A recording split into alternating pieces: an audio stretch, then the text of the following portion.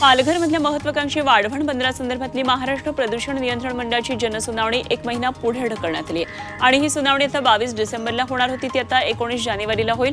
मुख्यमंत्री एकनाथ शिंदे आणि वाढवण बंदर विरोधी संघर्ष समितीतल्या बैठकीनंतर हा निर्णय घेतलाय।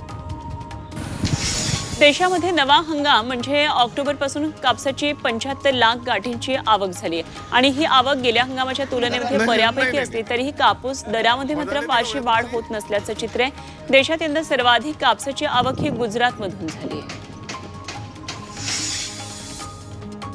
डहाणूच्या कैनाड परिसरामध्ये बिबट्याची 2 पिल्लं आढळल्यानं पालघर वन विभागाने या बिबट्यांची शोध मोहीम हाती घेतली। वर्षभरापासून पालघरच्या पश्चिम भागात काही ठिकाणी बिबट्याचा वावर असल्यानं स्थानिक भयभीत आहेत आणि त्यात कैनाडजवळच्या जंगलामध्ये बिबट्याची 2 पिल्लं आढळली आहेत। रत्नागिरीच्या लांजा तालुक्यात विहिरीत पडलेल्या बिबट्याला वन विभागाने जीवदान दिले। कळंबे आंबेवाडीमध्ये नारायण कनावजे अमृत नोनी आर्थो प्लस ये एक प्रूवन फॉर्मूला है। इसमें मौजूद नोनी फल के गुण और आयुर्वेदिक जड़ी बूटियां शरीर को जरूरी पोषक तत्व देने के साथ साथ हड्डियों और जोड़ों के घिसने, उनमें होने वाले सूजन और दर्द को रोकने में मदद करता है। दर्द मुक्त जीवन के लिए अमृत नोनी आर्थो प्लस। यांच्या विहिरीमध्ये सकाळी बिबट्या पडला। वन विभागाने स्थानिकांच्या मदतीने त्याची सुटका केली आणि 2 वर्षांचा हा नर बिबट्या आहे, त्याला वैद्यकीय तपासणीनंतर नैसर्गिक अधिवासात सोडण्यात आले।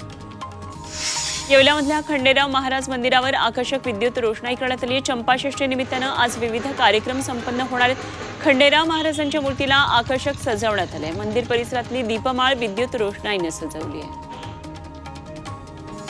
नाशिकच्या मनमाड गुरुद्वारामध्ये श्री गुरु गोविंद साहेब यांच्या 357व्या जयंतीनिमित्त प्रकाश पर्व साजरा झाला आणि या निमित्तानं वार्षिक जोडमेळ्याचं आयोजन करण्यात आले। यावेळी ढोल ताशा, अश्व, दांडपट्टा तसंच तलवारबाजीची चित्तथरारक प्रात्यक्षिके करत मिरवणूक काढण्यात आली।